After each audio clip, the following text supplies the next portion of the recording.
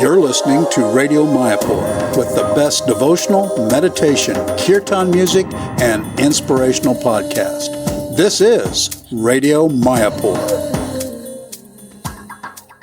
Okay, good morning everyone. We are in Bologna. Today we are very, very fortunate to do a podcast with Trai, who is Srila Prabhupada's disciple and who has been in India for a long time. He's originally from San Francisco and a great inspiration for the Italian Yatra. He's preaching, he speaks Italian fluently and many other languages as well. So welcome to our podcast for Radio Mayapur, who is a link to your heart, and thank you to all the listeners. So we're going to pick up something from Trai Prabhu. So Prabhuji, please tell us what you're doing in Italy right now for last how many years you have been in Italy? Been in Italy since 1980. I got tired of American situation in America, and I had friends in Europe. Right. A.C.Bhaktivedanta Swami was in France, and he invited me over to Europe. And wonderful. From France, I arrived in France. I took a plane and arrived in France. And I escaped from America. And they asked me, why don't you go help in Italy? Wonderful. So I said, here's some books, go out and distribute them, collect your fare, and take the train to Italy. So I did.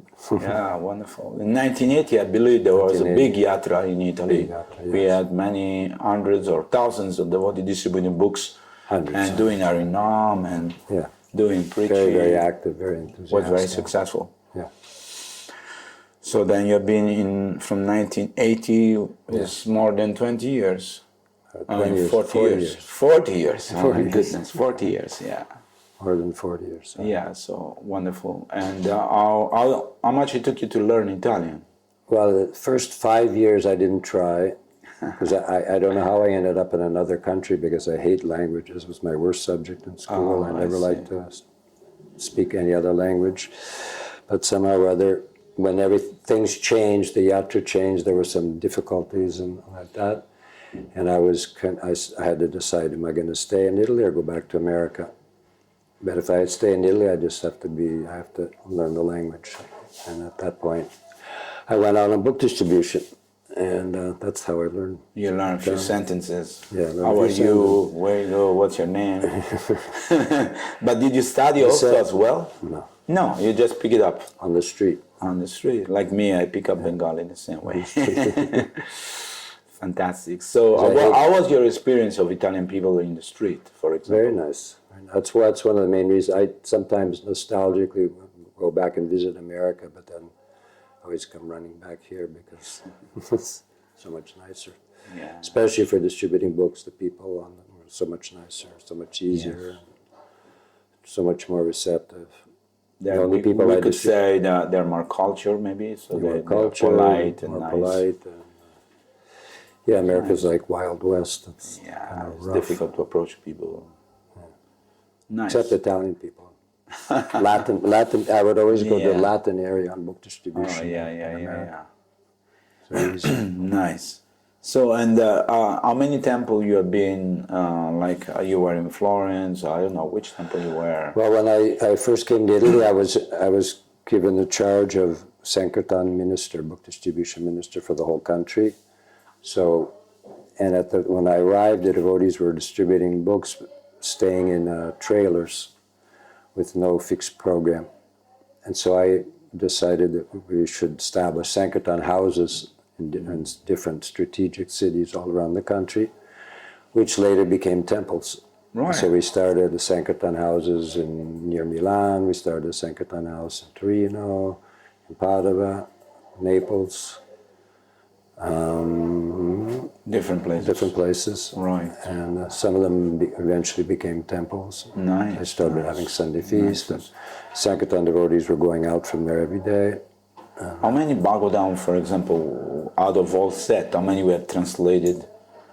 When I first came, there were not so many translated, but then Madhusevita Prabhu, he and his wife Adi Krishna, they did a very concentrated effort to get all the books translated and got them all printed. And so after a couple of years, we had the whole set, Srimad Bhagavatam, and it was called Grand Classics of India. It was very nice. beautiful covers. Devotees were specializing in trying to distribute the whole sets of books. Plus, I saw so many of the books like this Coming Back and there's many. We have many of the medium and small books. We have many of those books translated and published, and then of course Bhagavad Gita, Nectar of Devotion. Chaitanya Charitamrita as well. Chaitanya Charitamrita is being reprinted. It was printed and they finished, and now they're reprinting it. In the next few months, it'll be reprinted. So book-wise, we have a lot of books, and we have all the books. Nice. All the books are translated into Italian.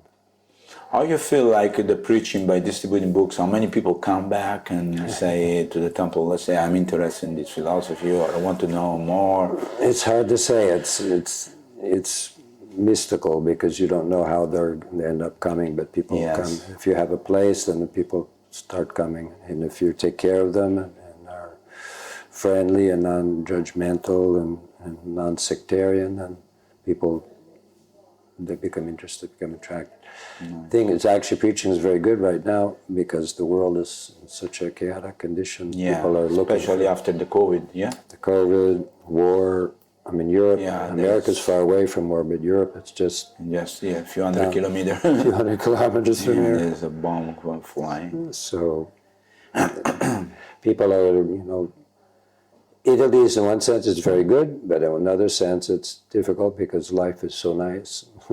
That's true. La dolce vita. La dolce vita, the sweet life. Sweet life. Everything is nice and everything is beautiful. Nice a lot of art. A lot of culture, a lot of good food. A lot of sense gratification. A lot of sense gratification, beautiful beach, where you can go and swim, island, this, that, and So that's the contrast. But at the same time, they're religious. They have the background, the history of religious background. Pious people. Pious people, so they can also be favorable. Absolutely. It's not difficult for them to understand God as a person, God is the Supreme Personality. Actually, it's funny, in all the church you go, we always find a murti, or we can say a statue of Mother Mary, or some priest, or some they say we're not supposed to worship, but they all have their deities. And they all like to offer lamps and candles and flowers. It's a natural, instinctive reaction to want to love somebody by devotion, yes. Okay, Traidas Prabhu, just tell us also, how did you first come in contact in San Francisco? You were born, and how in 19, I don't know, which year you joined, 1970? 70. Yeah, so how did you come in contact with devotees? Because each one has his own story, and somebody pick up from the trash one BTG, or... I was thinking of different times I came in contact with devotees. First time I think I saw devotees, the first temple that Prabhupada opened in San Francisco was on Frederick Street in the Haight-Ashbury, where all the hippies were. Right. In the Ashbury district, and right behind it there was a park called Golden Gate Park. Oh. And as a child, we would go and play in the park. In this park. It wasn't too close to where I lived, but sometime. One day I was with a friend of mine. We were walking. Maybe I was 15 years old, 16 years old, 16 maybe. We were walking in the park, and we looked down. We went up on Hippie Hill. There's a famous, if you read the biography of Prabhupada, there was a hill. There's a big meadow and a hill called Hippie Hill. Right. So where all the hippies gathered. And we looked down, and there was people. They were chanting Hare Krishna, and it's like, wow, I was attracted. I was attracted, and my friend, he threw a rock at them. So he took a probably different path, different road, and became very successful materially. But you went and see them chanting? I didn't, but I had no idea what it was. Yeah, of course. What was going on. What is going on. But I was thinking different moments I came in contact with. Oh, yeah. This was the first time you saw them? First time I saw them. They weren't dressed in dhoti or anything, but they were all group chanting Hare Krishna. Oh, okay. I don't know what it was. And then I remember I was on what's it called, Telegraph Avenue in Berkeley, which is a city right across the bay where the University is of California. And there was a chanting party coming down, and one Vidayananda Maharaj was there. There's a new Bhakta, 1969. Wow. And he had a cart. He had a cart like this with BTG, Bhakta Godhead, and some books on it. and you couldn't get it up onto the sidewalk. Right. So this was the first devotional service. I helped him pick up the car. Him too. And I was really attracted. I wanted to stay and chant. I was with one girl, and she was like, "Ew, let's go away." She wanted to go away. But I was like, wow. And then at the school where I went to school, my parents got divorced when I was about 14, and my father was a lawyer. It was nice, wealthy family. And they got divorced, and then they sent me to boarding school. They sent me to, but it was a progressive, new. There's boys. I had been in all boys schools my whole life, and all of a sudden I was in this boarding school. There was girls there. It was kind of shocking. And was it like going to the army experience or something? No, it was actually a really nice place. For me, that's where I discovered Krishna consciousness. Oh, nice. I began my spiritual search because they gave you time to study. And I found Prabhupada's first Bhagavad Gita. It was the small, abridged, purple cover. I don't know if you've ever seen it. It's the original purple cover. Yeah. And I found it in the library in the school. Because they tried to keep a broad library, right. But I couldn't understand much of it because I was reading Buddhist books about Buddhism, and then I was mentioning yesterday, the music teacher one day called in. These are all different all different points. Called all the students into the main hall where we were dining hall. And sat down at the piano and started chanting Hare Krishna. Nobody knew what was it. I was really attracted. Some of the other students, but I was like really interested because what had happened was I had a philosophy course. There was a philosophy course with one professor, and he started talking about existentialism and all this Western philosophy. It was the first time I'd heard anything of philosophy. Nothing instead of just science and mathematics, and I was really attracted. And the nice thing about the school was the professors lived on the campus, and you could go to their house on Sunday and knock on the door and say, "I want to ask you some more questions." Nice. And it's called the Athenian school. They tried to model it after the Greek teaching method. Sometimes you'd sit outside in the field with all group of people. The group around. And I came in and I was ready to ask him some philosophical questions. And he was sitting there watching a football game with a beer with his blonde wife. And he said, that's just my job. I teach that stuff for my job, but I'm just a hedonist. Leave me alone. And I was like, it was my first big delusion. So I went off and I went up into because the nice part about the school, you could just walk up into the hills. It was out in the middle of the country, and you could just walk under the forest and the hills by yourself. And I said, well, I got to figure this out on my own. I'm not going to learn anything from these people, so I got to figure it out on my own. So I started studying and reading. But then eventually you meet some devotees? And then I finished school. I went to art academy for about 3 months.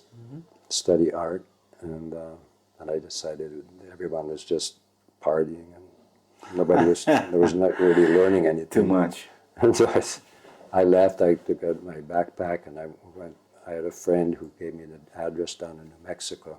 Oh. So I went to New Mexico, and it's way out in the middle of the desert. And I was there for a while, and then there was a few other young people there, but they couldn't take it. They all left because there was nothing there. Nothing. Middle of the desert. But I stayed alone there. And one day I just thought, it's either Zen meditation. I wanted a spiritual experience. I wanted to feel some spiritual connection with somebody. I didn't know about God. I didn't really know where I was looking, but I knew there was a spiritual reality, a spiritual experience. I said, I'm going to try 3 things that I know about. Zen meditation, koans, sound of one hand clapping. And then I thought, soham, yoga meditation, I am.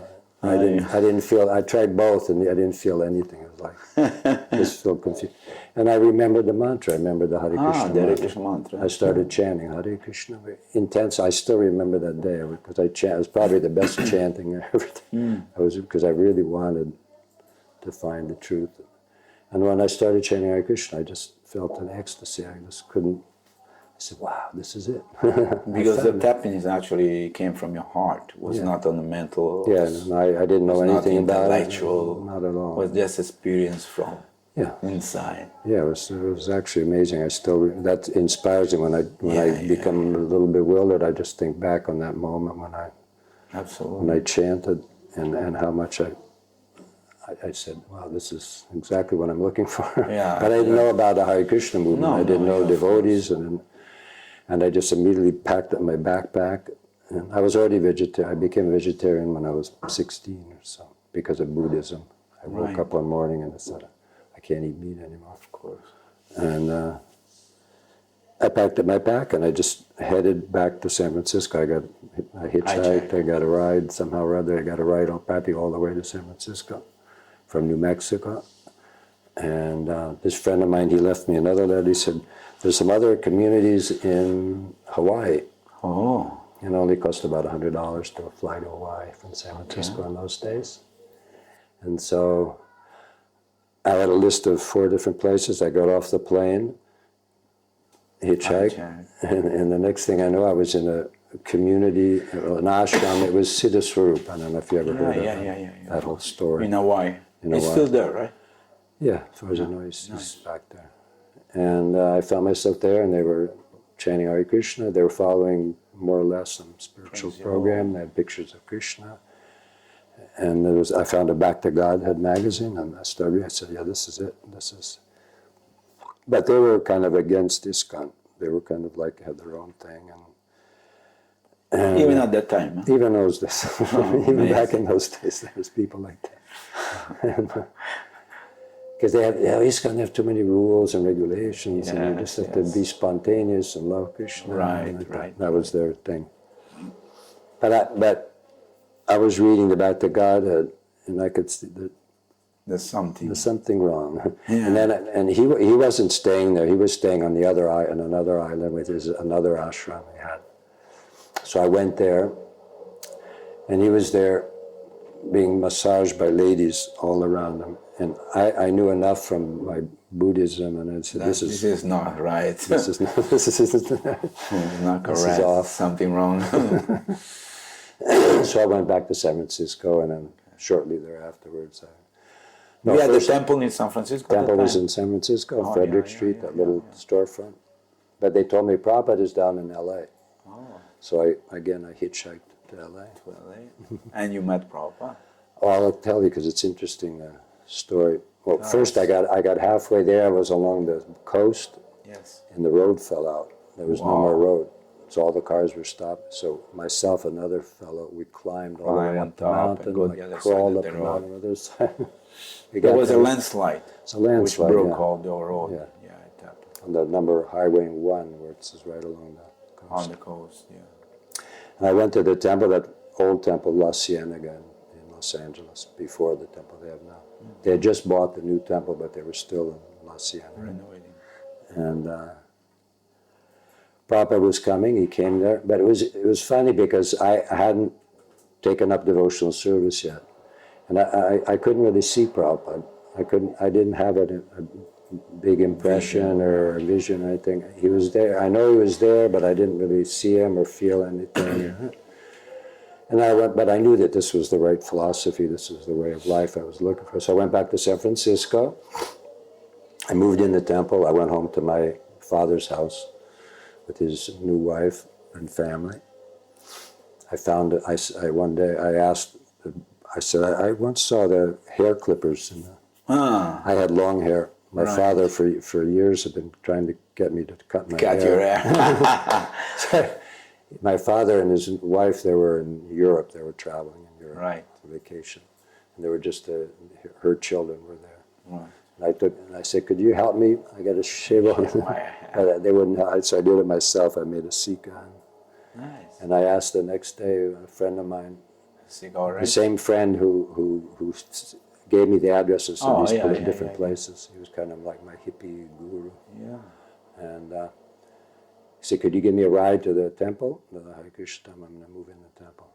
And the whole way he tried to convince me. Not to. But they're strange, they make so much noise. With this cartel.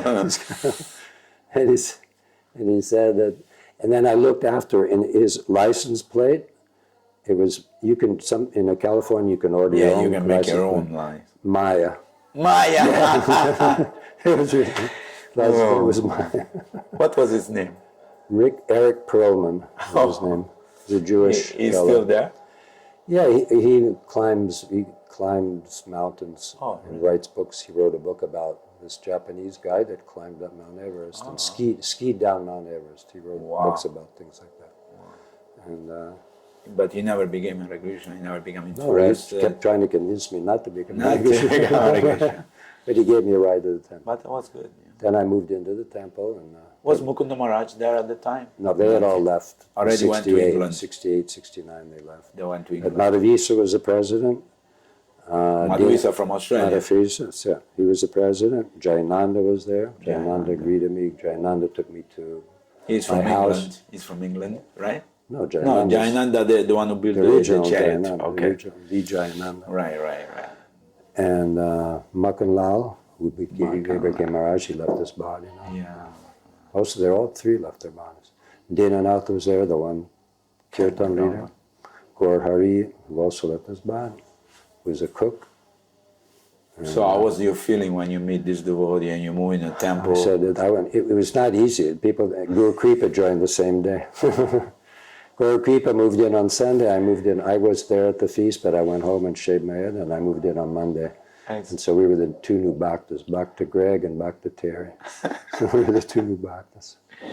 Was not easy. Why was not easy? Tell us some It was story. austere, My house where my father lived, it was a 3-story house overlooking San Francisco Bay, with Rich, wealthy, position. And then this is a little storefront. They didn't have beds or ashram. You sleep on the floor. There's a basement. There's a basement. Underneath there was the store, and then the basement, no windows. There was just a hole going up into the street for air, and you had to put your sleeping bag and sleep all. Where about the bathrooms? There was one bathroom, one shower, only cold water, no hot water. And then we would go out and chant all day. We'd go out in the morning, and you'd chant all day long. And it was right on the main corner of San Francisco, Market and Powell Street in San Francisco.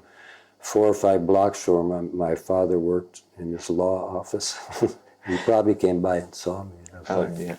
God, did my son become Hare Krishna? And we looked really strange. Of we were course. really kind of shocking in those days. Because it was new. But But then, I was determined to stay. Against all odds. Then after Were the other inmate friendly to you? Or? No, it was friendly. Nice. Dinanath was kind of taking care of us. Didn't it? Yeah, it was funny because they would say, we just should chant Hare Krishna. We just chant all day, chant Hare Krishna. And I said there were these books, the Srimad Bhagavatam, the first canto, Prabhupada's first books. He said, you can't understand. You don't bother trying to read, read any books. Just to go out and chant. Life philosophy. Everything will come just by chanting. So we did that. We just chanted. That's good. Chanted all day. What about the prasadam? Prasadam was Okay, but austere. The big thing was the Sunday feast. Yeah. If you didn't have the Sunday feast, it would have You been cannot survive the other week. the rest of the week. But Sunday every day feast was who was the cook and what you would eat? Hari was the cook. It was rice, dal, chapatis, and sabji. But then at a certain point, something came out in Bhagavad Gita where Prabhupada said that fruit and vegetables are extra. All you really need is grains. And so somebody got in their head that we should just have dal and chapatis. It's all we needed. So for about 6 months, it was just dal and chapatis. That's all. Nothing else. That's why you're so skinny. It was dal and chapatis for 6 months. That's why the Sunday feast was like that. They made really elaborate Sunday feast. Yeah. Nice Sunday feast. Simply wonderful. Rasgulla. Bharats, gulab jamuns, trying to remember. Samosas and bharats were like fixed. Nice. In Madhavis and Gauri, they would eat half of them. They would take half the bharats and half the samosas and go down in the basement and eat all of us. And the rest was for everybody else. But then when did you take initiation and you actually came in contact, you spoke to Srila Prabhupada? When was that? After 3 months that I was there, they were going to have the Rath Yatra in San Francisco. Jayananda was building the first time they had 3 carts. They built 3 carts that year, 1970. And so Prabhupada came up after 3 months I was there, and we were going on Harinam every day. So Prabhupada arrived from Los Angeles to San Francisco. And this time, because what I realized was because I did devotional service and I chanted, then Prabhupada revealed himself. He was revealed. So what was your impression when first you saw Prabhupada? Maybe second time, whatever. Second, but the first real time. Yeah, the real time. So what was your impression? How much love he was giving, how he was my savior and my all in all, and how much love he was giving, and how he just didn't look like he was walking on the ground. I mean, we all had the sensation that he was just floating. It's like everybody, we all were at the airport crying. Because Prabhupada was very small also. Very small. Stature-wise. Yeah, physically he was short, but big personality. But very powerful personality. And you ended up speaking with him also? One time. To some degree, one time, yeah. What was your interaction with him? I don't think I can tell you. Oh, come on. Well, it was very personal? Yeah, very personal. All right, but it was nice? Embarrassing. It's an instruction that's stayed. I'll tell you after the. Okay. After the. Wonderful. But that was a couple of years later. But in that time when Prabhupada came for Rath Yatra, it was a special Rath Yatra because at one point the Black Panthers, a bunch of black guys came to attack the devotees. Wow. And there was one devotee there named Keshava, who's also recently lifted. He was a biker before. He was a motorcycle Hell's Angel, big guy. He loved to fight. I remember. So he said, "Charge! Come on, everybody, come, and we're going to defend the devotees." And he got there in front of all these black guys, and he was alone. He was all alone. He just took them all out. He just really knock them all out. Amazing. He was big. Yeah. He was a big guy, and he was fearless. He was very strong. But why the Panther want to do that? Because there was one black devotee, and they were saying, "You shouldn't be here. You're taking black people." I don't know why. I didn't even never understood exactly why. It's a famous Rath Yatra. There's pictures of Prabhupada. He had a very long dhoti that dragged on the ground, and he was dancing in a circle of devotees. And probably there's films of it. And he has a shirt. It's a cowboy shirt. Some Mataji made it for him with these pearl buttons. Yeah. And Prabhupada was a very unconventional person. He was not stereotyping. He would accept things. He would say things. He would sometimes people would think, okay, Prabhupada would say this, but now when they ask, completely. I think it was there. I think it was there when he said. Was it there? I think it was there when he said, "Everyone, Krishna is the taste of water. Yeah. He's also the taste of wine. Yeah. So even if you drink your wine, if you're a drunkard, if you're drinking wine, think Krishna is the taste of the wine. So you can become a devotee. And then you become a devotee. Yeah, amazing what to say. Because he was there in front of all these hippies. Those crazy people. Lost in time and space. And then let me tell that because when we got to it was a long route, a very long trip. It was the whole length of Golden Gate Park, which is a few miles. With 3 chariots. 3 chariots. And Prabhupada was sitting on a chariot? Sitting on Subhadhi's chariot. Down? No, he was sitting on the whole time. It was a long ride. Yeah. I was thinking, they tried not to have him go on the ship because they said, these black guys, it's dangerous. And I said, no. Don't worry. Prabhupada was fearless. Krishna took care of them. Right? Yeah. And so we got to the festival. There was a big auditorium called Family Dog at the Beach. That's what it was called. It was at the beach. We ended up at the beach. It's cold. San Francisco was always foggy and cold. Yeah. Windy. But there was thousands of young people distributing prasadam. And then what happened was that the whole hall was full. It was a big auditorium, and it was all full of young people. And Prabhupada got up on the stage, and all of a sudden, Brahmananda, who ran, Maharaj runs in, and he had just come from Japan. Wow. He tells the story how he was pushing the publishing company, Dynapan. I need a sample copy. You got to get it ready to go back, bring to Prabhupada in America. I said, no, not possible, not possible. So he was getting on the plane in Tokyo, and they drove right up to the plane, and they gave him a box of the first copies of Krishna books. They really wanted him as customer, I guess. Beautiful. And so he came at that festival, and I was there, and I saw it, and he Give to Prabhupada. gave to Prabhupada, this is the box of Krishna books, and showed him the Krishna book, and Prabhupada looked at it. Then he held it up and said, who wants it? And devotees all ran up, $10, Prabhupada. And usually sold it for $8, Prabhupada sold it for $10. $10. Everybody came up with $10, which in those days was not a Was small quite a amount. bit, And sold the whole box immediately. And then he had one copy, and that's Prabhupada's copy. Prabhupada said, no. And he sold that. No left. Amazing. So devotees were all in ecstasy. And then, what else? So after the Rath Yatra, then you had a festival also for a few days, or no? Just No, it was just a big, at that auditorium at the end of it, that was the end of it. That was it. And Prasadam. But I was thinking of the other Rath Yatra that I went with Prabhupada, which is 1974. It's famous. Tell us the story. Yeah. That's a Rath Yatra that there's a lot of films of it. Prabhupada's up on the stage, has a white sweater, big garland of gardenias. And, in San Francisco. San Francisco. That was after how many years? 1970, 74. So 4 years later. 4 years later. Same chariot. Same chariots. Same By people. this time, they stopped in the park, not at the end on the beach. They stopped at the park, and they had a big stage.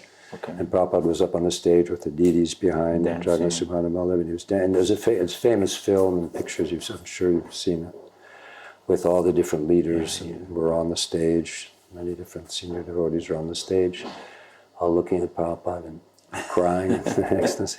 And I was down in the crowd, and I still remember it was like you could literally feel that Prabhupada just went. It was like throwing waves of ecstasy, and all the people were like. You could just feel it. And if you look at the picture, you can see how he's smiling like anything. He was throwing flowers. And the kirtan was just so ecstatic because he was there, and he was just giving mercy, giving ecstasy, like anything.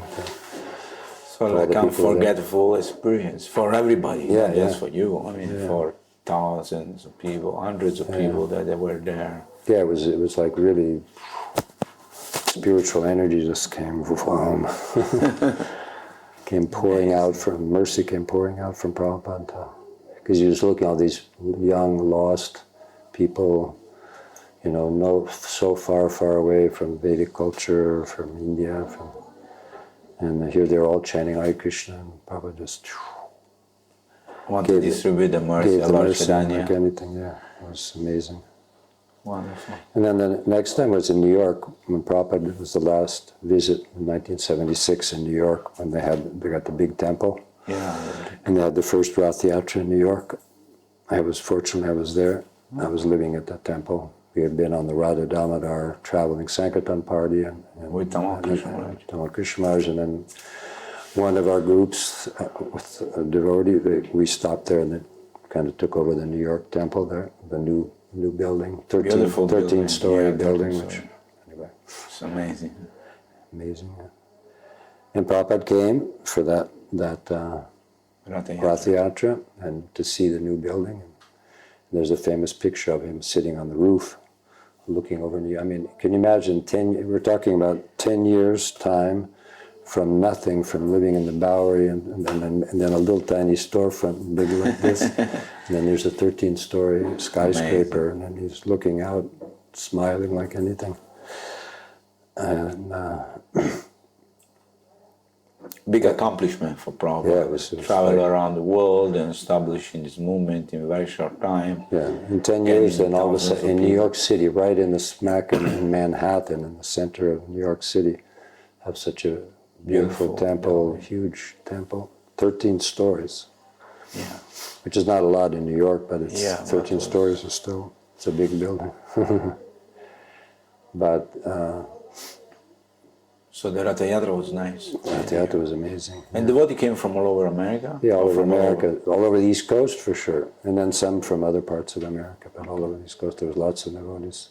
And Jayananda was a... Jayananda, he organized it, He built the organized. carts with great difficulty because sick Jayananda already. he already had leukemia. Leukemia, yeah. See, leukemia, and but he built the cart, and when he couldn't walk, he was organizing, directing, but he walked the whole way. He, drove the cart, guided the cart the whole way down Fifth Avenue, which was like his glory. Prabhupada was so happy. I mean, from there to be walking down Fifth Avenue with the Rath Yatra Festival with 3 big carts was like an incredible Unbelievable accomplishment. experience. Yeah, it was an incredible accomplishment. He was so happy. Did you have any personal interaction with Jayananda Prabhu? Lots of, yeah. Okay, tell us something. Because he was, everybody I met say, I never met him, but everybody say he was a very special person. He was everyone knew that he was the most advanced devotee. Everyone was like an unspoken truth that everybody knew that he was on another level, another level than everyone else. Yeah, he taught me how to drive. He took me out. His motto. To drive the chariot? No, to drive a car. I didn't have a driving license yet. Okay, so okay. He took me out, and we'd spend the whole day together. He was. Nice. We got married in the same ceremony together. I was married before. Right. And we got married in the same ceremony, Right. Jayananda and I. And then he started doing spiritual sky incense to maintain the temple. But he was never doing for himself anything. No, of course. He was always just Totally for the dedicated. temple, totally dedicated. And his motto was, just serve Srila Prabhupada. Every service is equal. There's no discrimination. One service is better than another. So whatever is needful to do to push on Prabhupada's movement, Let's do it. he was ready to do it. He was ready to take the garbage out. He was ready to do the business to maintain the temple. He was ready to go out on Harinam, driving taxi, anything, just to push on Prabhupada's movement. He was a Prabhupada's very mission. sweet person also. Very sweet person. Also, I heard the story like when he went for collection of, for the Ratha Yatra, he went to some big dealer with banana and stuff, where maybe mafia Banana guys, jar. and they say, don't go, see this guy, that mafia. Yeah, he would melt the heart of But everyone. he went and people became friends with him. They all became friends with him. Everyone loved him. Everybody was asking about him after. Where is Jai? Where is Jai? Johnny Nanda? They call him Johnny Nanda. John. Johnny They call Nanda. him John. Where is Johnny John? Nanda. And even there was a lady who was giving the permission in the office to give of the town hall to give permission. She was not very friendly. She was kind of, and they went in the year after he left his body. They went in to ask permission again, and the lady immediately asked, where is John. he? Where's Jayananda? Oh, he died. She started crying immediately, spontaneously started crying. He touched the hearts of everyone he met. Because he was such a humble, genuine, loving, spiritual personality that you couldn't help it. He had zero, and if anyone started talking bad about some other devotee, he would immediately leave. Walk away. He would never stay around to hear anything bad about any devotee. He had all Vaishnava qualities. Amazing. For me, he was like the best, perfect example of. And sometimes devotees would compare him to Haridas Thakur because Haridas Thakur couldn't bear the humble, but also it's actually the first devotee I saw because when I walked in the storefront before moving, when I was deciding to move in, he was there all alone in the temple room, sitting in front of the Vyasa and talking to Prabhupada. Prabhupada wasn't there physically, but he was praying. He was praying out loud. Prabhupada, please remove these desires from my heart and purify me. He was praying like that and chanting really intensely. I mean, it was really intense devotee. Very touching. Very, very amazing devotee. I'm very fortunate that I had this association. Yeah, amazing. He should be the example for all. But Haridas Thakur, because the fact that Haridas Thakur wanted to leave before Lord Chaitanya, he's told Lord Chaitanya, I know you're going to leave pretty soon, and I couldn't bear your separation, so please let me be appropriate first. So I think Jayananda, he left just some months before Prabhupada left. He wouldn't have, everything that happened after Prabhupada left, it would have been too much for him, intolerable for him. So Krishna took him. Nice. But before he left, he was able to start the first Rath Yatra in Los Angeles. Even with leukemia, he couldn't walk. He organized the first Los Angeles Rath Yatra. He made many devotees also. Made many devotees. He was always preaching. Even in the hospital, he said, send me some more back to God. There's some magazines to give prasadam. And he loved prasadam. He loved prasadam. He was big. He was like almost 2 meters high. He was very big, strong, powerful personality. But just totally dedicated to serving Prabhupada's mission. Wonderful. Any other devotee that you remember left an impression in your spiritual life during these years? Of course, many devotees. I'm not saying, but which one is the most? You feel like? Well, at that time, Madhavisa Prabhu was the president, and he was everybody loved him. He was a very inspiring and charismatic and very caring devotee. I remember when he came back, there was some confusion that Maharaj was mentioning how all the sannyasis, they arrived in Japan. That's when Madhavisa was one of them, because some disciples had kind of changed the philosophy. They were influenced by, that was a long story, and Madhavisa had gone there, and he came back and he was crying, and he said, Prabhupada said, we have to become more serious and we have to start following.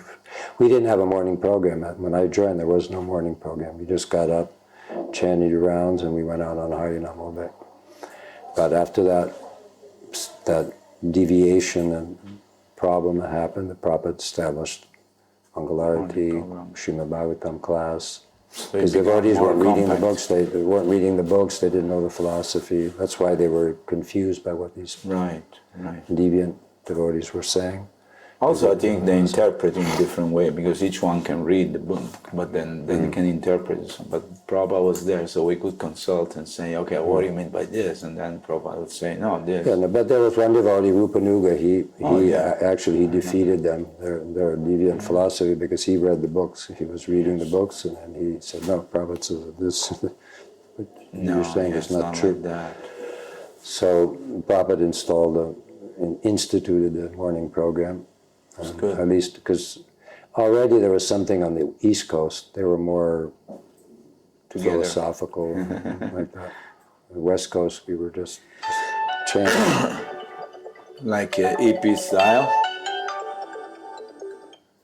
They were like more EP style? Yeah. That's okay.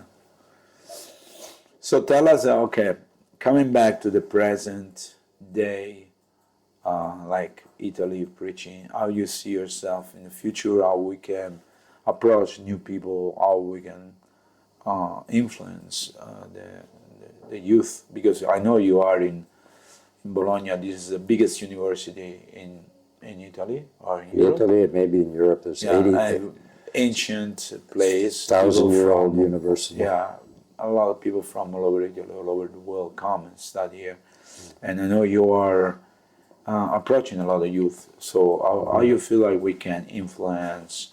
I'm not saying people to join the temple again. Yeah. To begin adopting Krishna consciousness in their life. Yeah. What I was thinking was I took the inspiration from Kalakanta Prabhu, who's a devotee in Gainesville in Florida.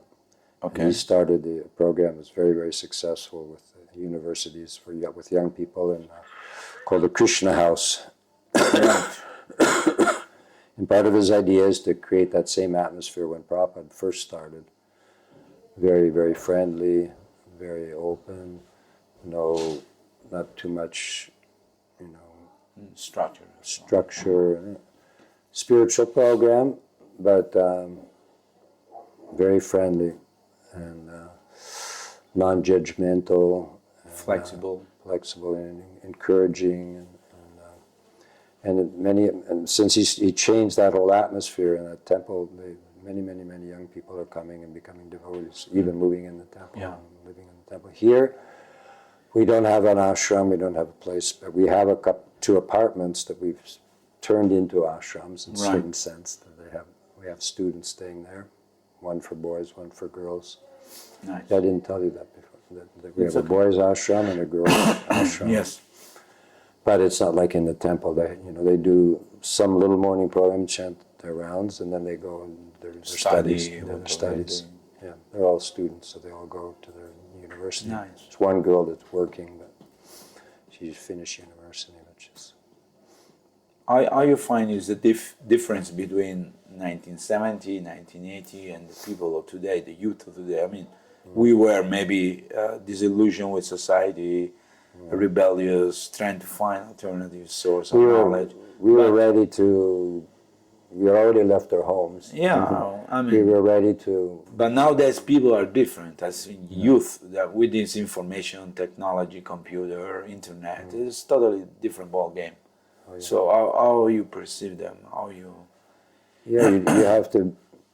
You can't impose rules and regulations, but you have to by being a devotee, by being friendly, by being down to earth, being with them, right, and flexible, and making friends with them, and not telling them what to do, or telling them to give up everything. Right. It's been quite a few years now that I've been telling. When I used to live in another temple, Vicenza, Prabhupada, and we had a similar program at the university, and we had some students come, and then they say, "Yeah, we want to go, we want to give up," and then I said, "No." I tell them, just finish your studies. Yeah. And I remember this one boy, he got a doctorate in astronomy and physics, became a doctor in physics and astronomy. And now he's a good devotee. He's been devotee for 25 years now, is married, has a child, and has a business. So it's like we are to redirect our preaching strategy into different mode. Yeah, and then it's not like before. Okay, we go in now and we distribute books, and people want to join and just come and we. Yeah, they don't come so easily like that.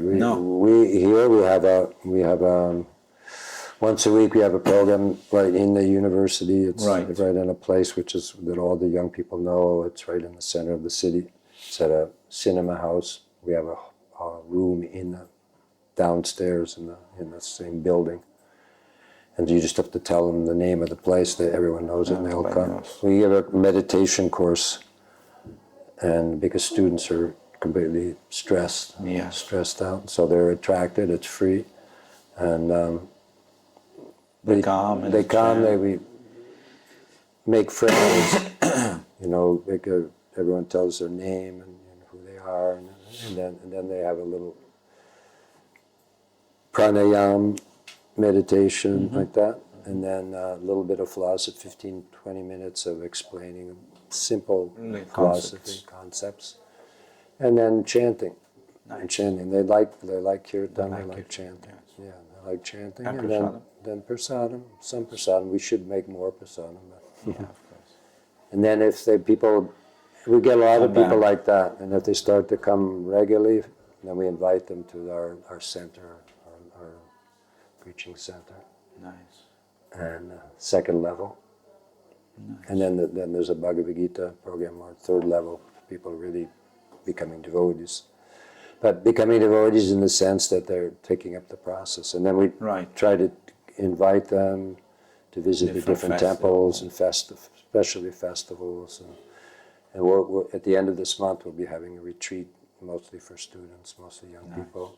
Where we just so basically we're telling people, do whatever you're doing, just put Krishna in the center, chant Hare Krishna, take prasada, change your direction of your life, but do whatever you need to do, study, work. Because we've seen that all these young people that moved in the temple, when they were 35, then they had to get married. Yeah, and then they have no way to maintain themselves. And they don't know what to do. It was a mess. Whereas if they can finish their education and they're established in society, but they can become devoted. They may not do such a big thing, but But they maintain their they'll own. go for their whole life.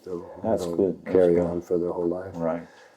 and they can do something, Excuse me. telling their friends and They can introduce to other people. But we're also distributing books. We encourage them. We do Harinams. Nice. But mostly we go, and there's a park here in Bologna where many students go on Sunday. On Sundays, if it's a warm day, it's full of People students. come. So we sit down on the rug and chant Nice. and give out some prasadam with invitations. And we've had a number of times that many young people come and start chanting. Kirtan It's chanting big. is the main thing. That's the main attraction. Chant. Wonderful.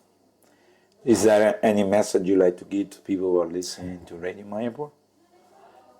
In conclusion, what do you... I'm sorry, I cough. Chant and be happy.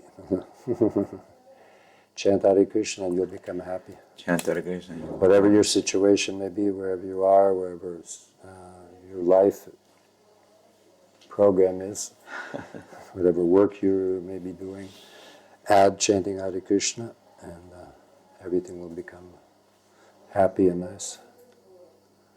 Thank you so much for giving us this podcast today. We'd like to thank you for taking giving us a nice view of the preaching here in Italy, and I hope you'll be able to come to Mayapur and visit us.